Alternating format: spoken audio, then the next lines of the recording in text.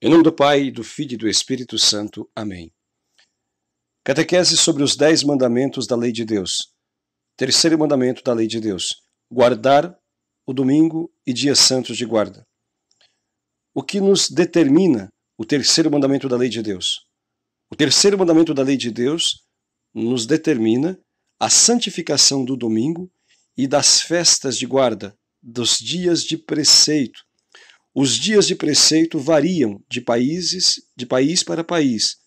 No Brasil, são 4 os dias santos de guarda, que são o dia 1º de janeiro, que é o dia de Santa Maria, Mãe de Deus, o dia de Corpus Christi, o dia 8 de dezembro, que é o dia da Imaculada Conceição de Nossa Senhora, e o dia 25 de dezembro, que é o dia do Natal do Senhor.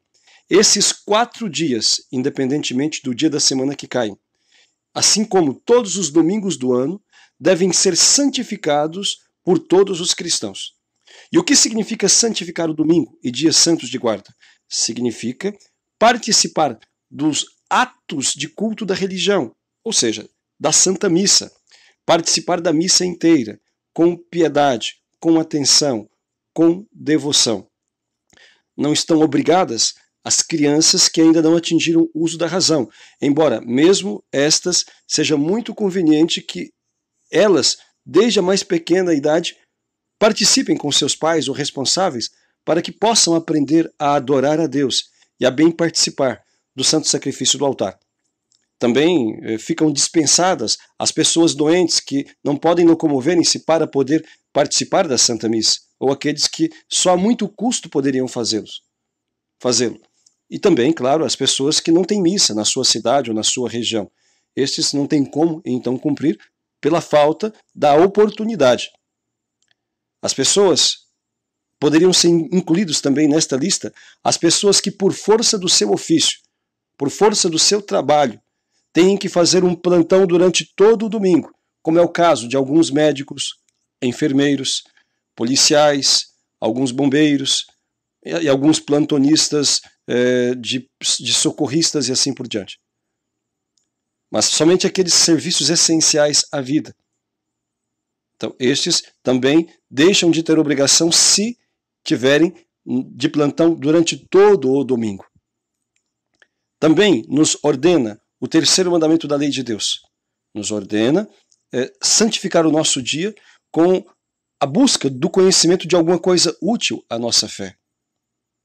Por exemplo, a leitura da Sagrada Escritura, ou do Catecismo, ou da Vida dos Santos, ou de alguma outra obra, de algum outro livro que auxilie no conhecimento da nossa fé. Também serve a assistir à vida dos santos, escutar palestras espirituais e assim por diante.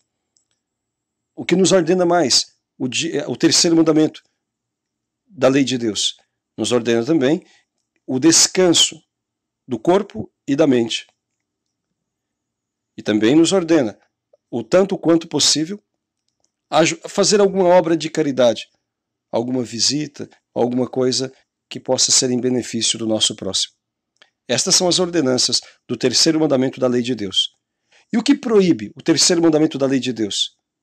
O que está nos proibindo o terceiro mandamento? Nos proíbe o trabalho servil. O que é o trabalho servil? Um trabalho pesado. É o trabalho que cansa o corpo.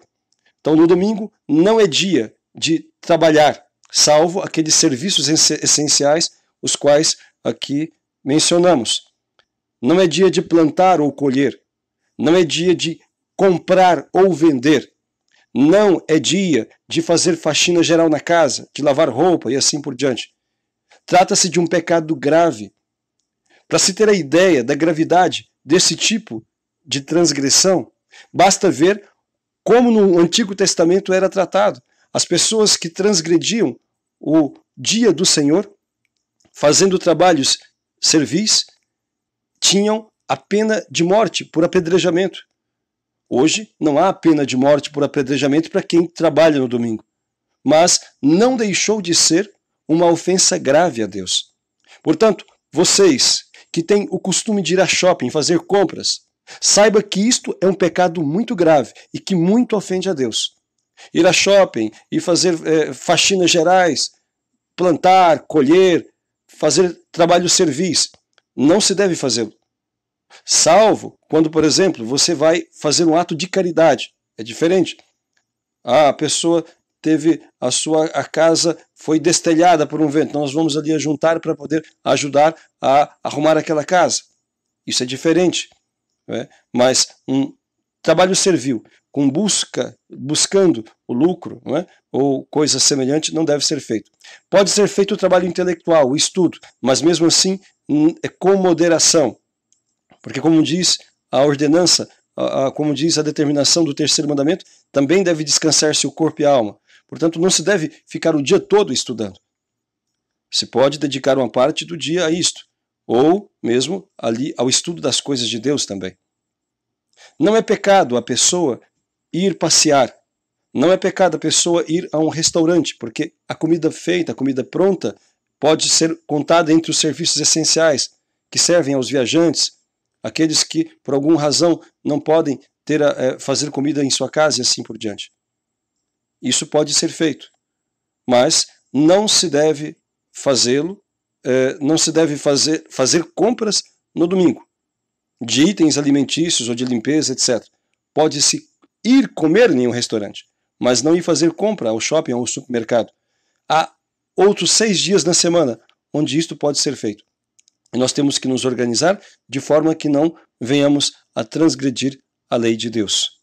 É importante lembrar a todos os católicos também que a missa dominical, assim como nos dias de preceito, os dias santos de guarda, ela deve ser participada de maneira inteira, por isso não devem chegar atrasados.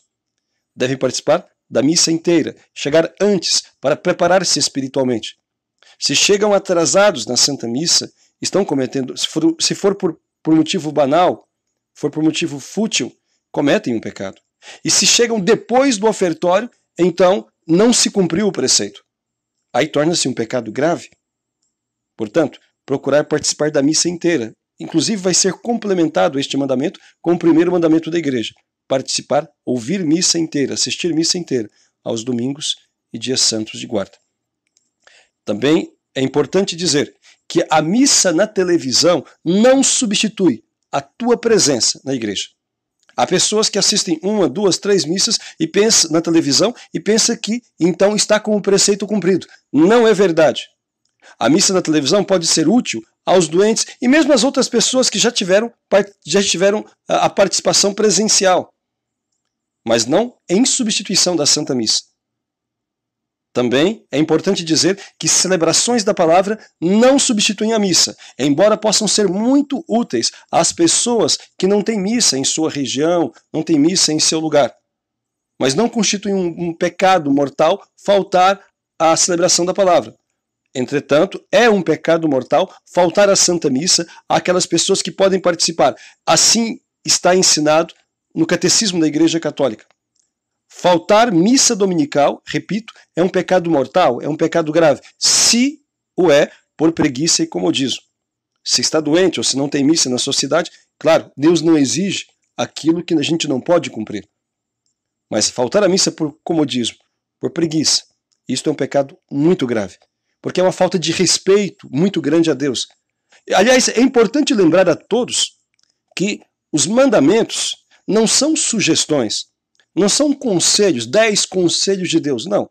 São mandamentos, é aquilo que o nome diz, Deus está mandando. E se Deus está mandando, cabe a nós obedecermos. A não obediência à lei de Deus constitui um desrespeito.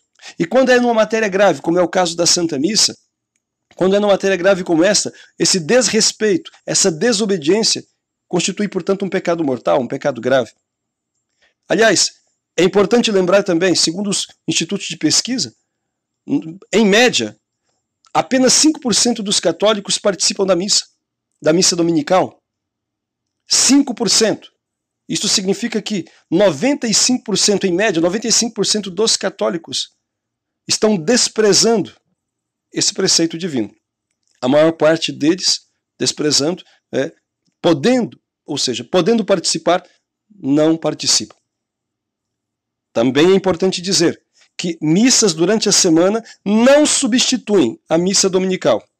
Se você for à missa segunda, terça, quarta, quinta, sexta, não substitui a missa dominical. Ainda que você fosse em muitas missas, o preceito é dominical, ou seja, diz o mandamento, guardar do domingo. Algumas pessoas vão para a fazenda, participam da missa na segunda-feira e pensam que isto está então, isso está cumprindo. Outros participam da missa da família, ou esta missa na segunda, ou na terça, ou na quarta, e acham que aquilo é uma forma de substituição. Não é. Ninguém tem a obrigação de participar da missa durante a semana, embora é muito útil que o faça. Não há nada maior que um ser humano possa fazer do que participar de uma missa.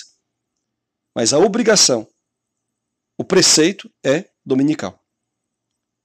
É importante que todos então recordem-se disso. E ajudem os outros também a se recordarem disso. É muito sério isto.